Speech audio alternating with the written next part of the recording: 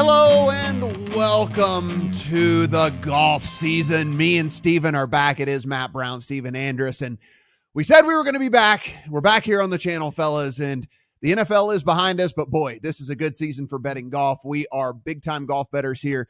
We have some great golf content over on thelines.com, Stephen, so certainly we want to direct people.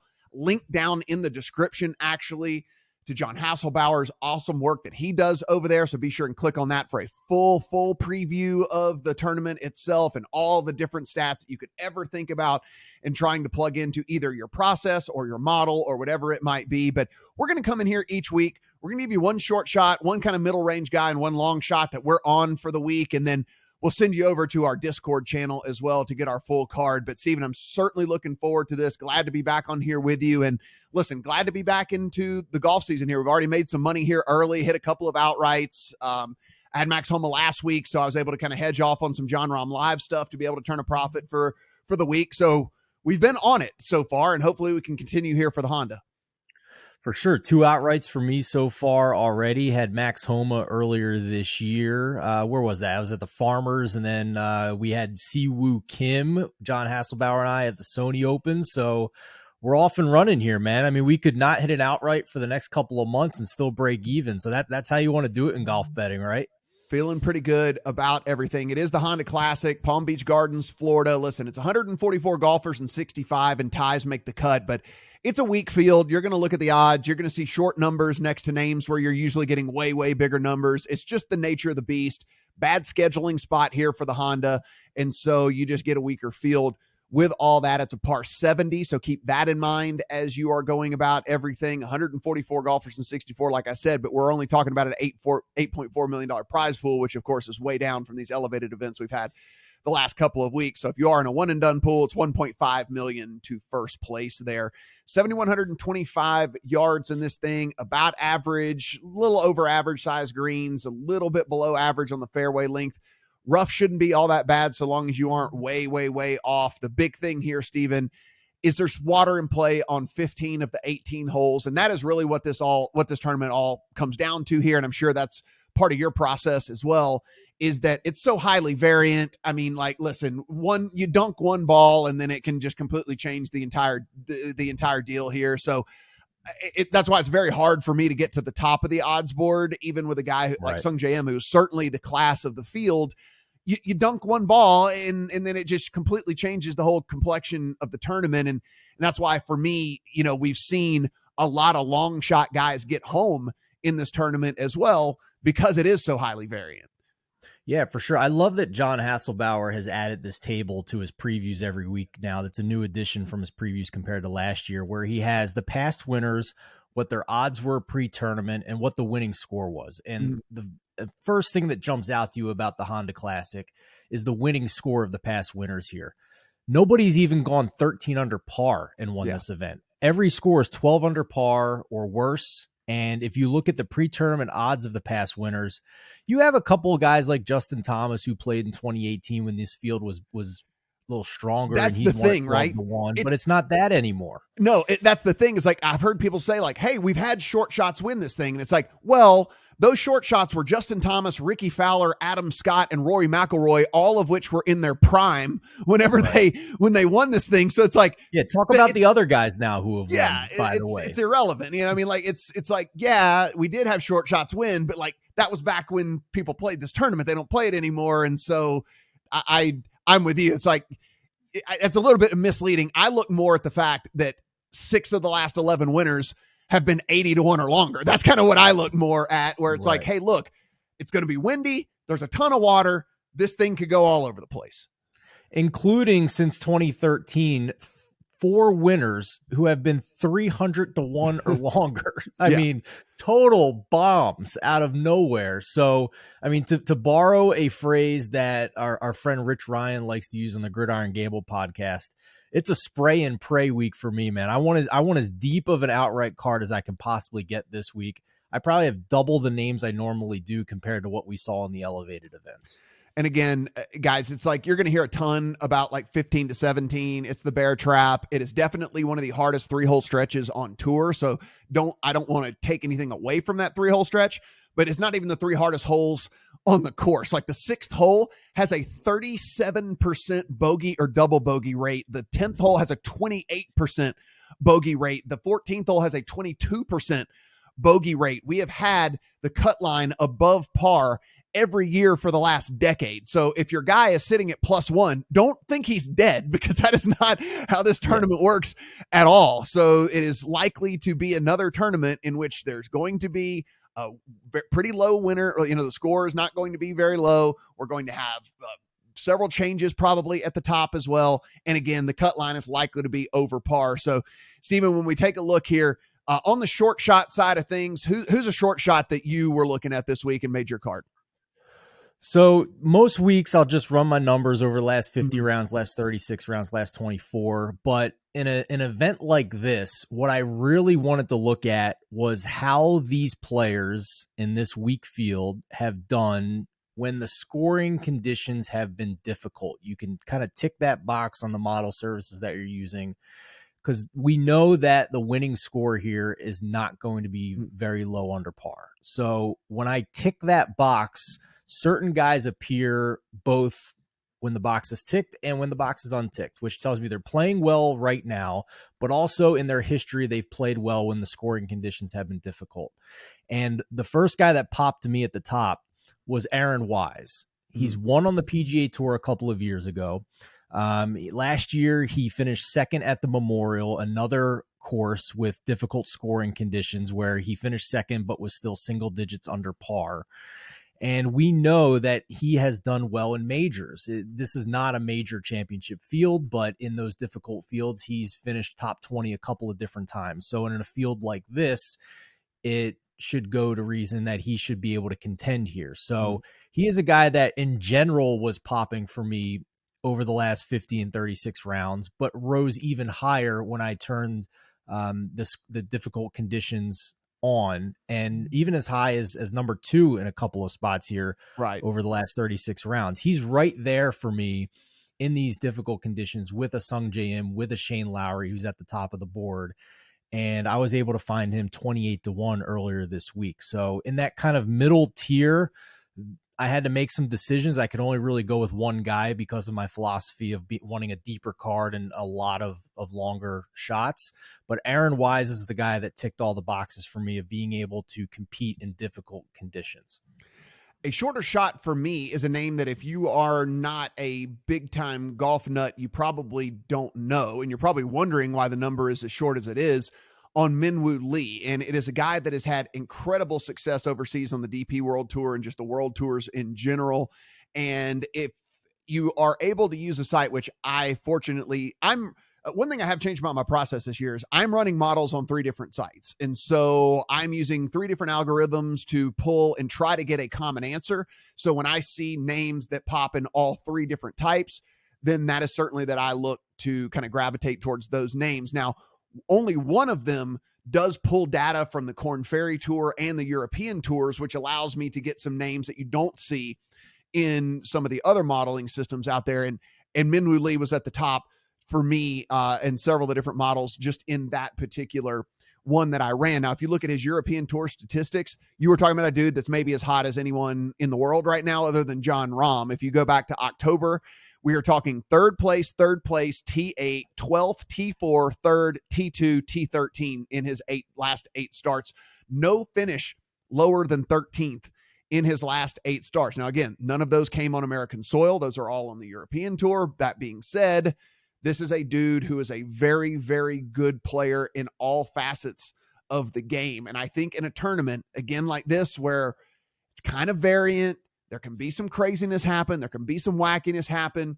We know that some of those tournaments that you play over in Europe do get windy, are in windy conditions, are different things like that I think could play in his favor this week. So Minwoo Lee, my short shot here for the week. And I think when you're talking, Stephen, I know that you have a guy on your card that when we're saying, hey, might not necessarily pop in some of the modeling systems out there because it depends on what data they pull. You were able to kind of get it on a guy that maybe fits that bill too.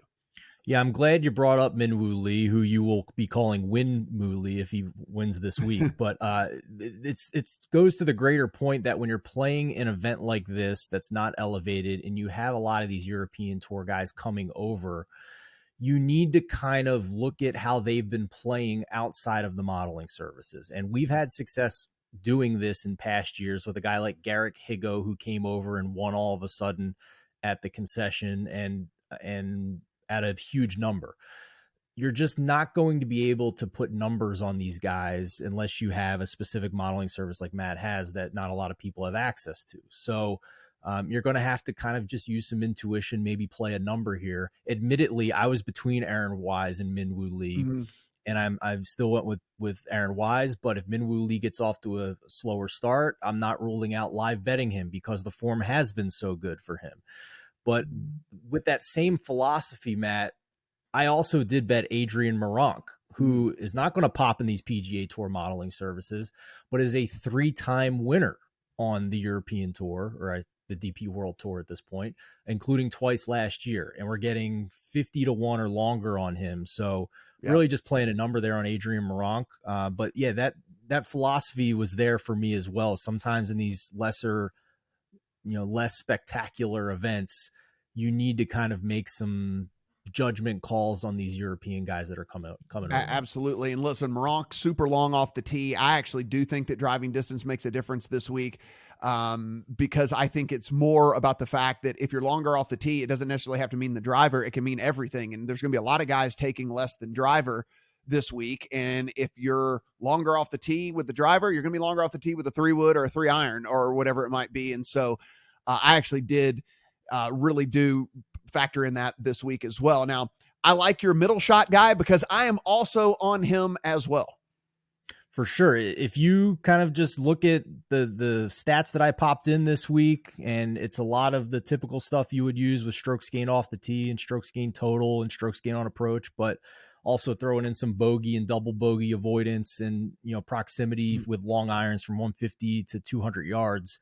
The guy that's number one for me this week over the last 24 rounds is Joseph Bramlett. And I bet him earlier this week at 80-1. Apparently, I was not alone in my conclusion on him because he's down as short as 50-1 right now. But I still think that's a playable number if you're building a card out. I covered this guy when I worked a year on the web.com tour, now the Corn Ferry Tour. And everybody I talked to said this guy has gobs of talent. And he just had a really bad back injury. It was so bad that it seized up and he was on his back lying on the course and he couldn't walk. He couldn't move. It's taken him a long time to get back from that. But this guy was a pretty heralded prospect coming up through the ranks, and it's just taken a long time to get healthy. So if you're looking deeper back, last 50 rounds, last 75 rounds, he was still trying to get his form back.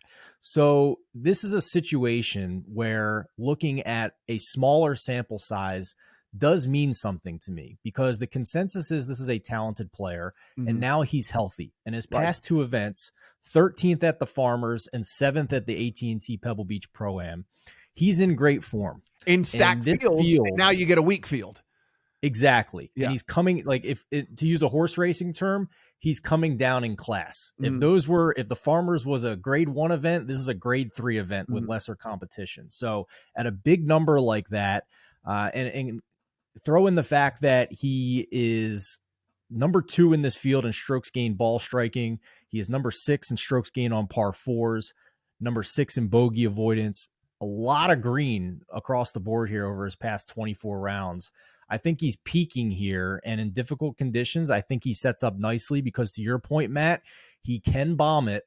And if this is going to be difficult scoring conditions, no matter what, I want the long hitters who are going to have short irons in their hands on the approaches and not long irons in their hands on the approaches. Yeah, everything you said, Bramlett made my card as well, popped in all of the different versions of the models that I ran. And so really did check a ton of the boxes that I was going for this week. So he is also on my card this week. My middle shot is Ben Griffin. And this is me not ignoring the numbers and not ignoring what I have, had success over the last couple of years doing. And when I go in and I have all of these stats that I find important, and then I plug them in and a number and something gets spit out to me, I tweak things here and there, add difficulty to a course, add in, putting on Bermuda, whatever it might be, different little things like that to see if I add this or tweak this, then the guy falls significantly. That was just not the case with Ben Griffin this week. In any different little tweak that I made, he never really fell further than about 12th or 14th. And with that, at a guy that you can get it kind of 65, 70-ish to 1, 60 to 1, something, whatever it is out there right now, a guy that I'm really going to buy into for a tournament like this. Again, we've seen some guys, you mentioned it at the top, we've seen some really long shot guys win this. And I think Ben Griffin's kind of on that verge of maybe kind of breaking out a little bit. And this would be the type of tournament where that could happen, right? I mean, if we look at strokes gained, par fours, and this is, again, there's only 2 par fives on this, and the par threes, you're not gaining any strokes because the par threes are impossible. So in strokes gained par fours, he's second in this entire field over the last 36 rounds. And so this is where he might be able to actually get a little bit of an edge here. So Ben Griffin for me is my middle shot that, again, you can still find it a pretty hefty number out there. Who did you look at from a long shot perspective? Griffin almost made my card too, by the way. It was right there at the end, just didn't quite make it. He's probably the first guy off my card, to be honest with you. So I like where your head's at on that one. I'm gonna be upset if he loses. I'm gonna go with a different name than we talked about pre-show here because it's too tough to ignore. And if he wins and I don't mention it here, I'm gonna regret it. But we talked about the fact that 4 winners since 2013 have been 300 to 1 or longer. So I'm going to give you one of those guys. I'm going to give you a complete from the clouds bomb here. And I'm going to admit, Matt, that I didn't know this person existed until this week. And I know a lot of golfers. I didn't know who this was. His name is Brent Grant. And this is another guy who moved up the ranks for me when I turned the difficult scoring conditions on. And over the past 36 rounds, he came out to top 5 in my rankings this week. Also top 5 as well over the past 24 rounds. You can find him as long as 450 to 1 as we record right now on Wednesday. And as short as 200 to 1. So some people have bet him a little bit, but you could still find a 450 out there if you want. So literally lunch money to win thousands of dollars on this guy. But across the board here, not much red. Really the only stat that I'm using this week that he ranks outside the top 100 on is proximity to the hole from 175 to 200 yards. There are 8 different stats where he's ranking in the top 25 in this field for me this week. So yeah, I mean, I had to bet him at that number, and you can get really good odds on him to top 40 as well this week. My long shot is a guy that, again, you'd have to dig a little bit to find, but his name is Eric Cole. And Eric Cole is a guy that made his way up through the ranks. He has played a ton on the Korn Ferry Tour, had a decent amount of success on the Korn Ferry Tour. But listen, he's the typical triple-digit bomb guy that you want. He either plays really well or he just gets cut, right? Like that's like, and honestly, Stephen, if we're playing these bombs, that's kind of what we're looking for. We want a dude who, if he's bringing his game and he's playing well, then he can actually compete with guys. And if he's bad, then whatever, he just gets cut, right? I mean, that's kind of what we're looking for in these super variant tournaments and these guys with super variant results. Eric Cole grew up in Florida playing on this like specific, this is not even Korn Ferry, before Korn Ferry, playing on a tour that basically was just in Florida. And so he was making his rounds around Florida, and he has played this course multiple times with a bunch of success. And I'm not saying that there's necessarily, look, there's still a ton of wind. You can't really predict where the wind's going to go and stuff like that. Ton of water and all that. But I do think there is at least a little bit of an advantage to where if you've played this in super windy conditions, and with having played as many times as he certainly has, and he knows kind of where he can avoid the water and things like that. I do think there's at least a little bit to him there. A guy that, again, had a ton of success on Korn Ferry, comes up to the PGA Tour, has made a bunch of cuts. Now he hasn't had a high finish. He was at T15 over at the AT&T. There is that. But again, it's a tournament in a much weaker field now, where he has some big time familiarity with the course. And so Eric Cole going to come in as my long shot this week. Stephen, everything that we do absolutely free. So again, if you're just joining us for the golf season, you weren't with us for the NFL or NBA or whatever it might be, hey, go ahead, hit that subscribe button. Really do appreciate it. Give us the comments in there. If you want us to do something different, talk about some different things. Listen, we're all ears. We just want to give you kind of the quick and dirty here of some of the guys that we're looking at. Full card. Go over to lines.com, upper right-hand corner. There's a little Discord button. Join the Discord. Steven's in there. All of our guys are in there. We're discussing things, having conversations, trying to talk through why we're on plays, why we're off of plays, all of the different things like that. So I think you can learn some stuff along the way. And also you can get our full card that we are going to put in for the tournament each and every week over there on the Discord. And Steven, it's really growing. So I think that it's a benefit for everyone, because it's not just golf. It's college basketball, it's NBA, it's NFL, it's everything that we're talking about over there. For sure. The people that are in there are getting the best of the numbers too, Matt. We've talked about a guy like Joseph Bramlett who went from 80-1 to 50-1 this week. And it doesn't sound like much, but that would stop you from adding an additional player onto your golf betting card this week. So in golf betting and college basketball betting, whatever we're covering, our guys are finding the best of the numbers and sending you push notifications on your Discord app if you're in there and in the roles server and opt into that service. Again, full preview, link in the description below for John's article. Read it. Definitely soak in all of the time and effort that he puts in to those previews. So be sure and do that as well. For Stephen, I'm Matt. Good luck on all your Honda bets.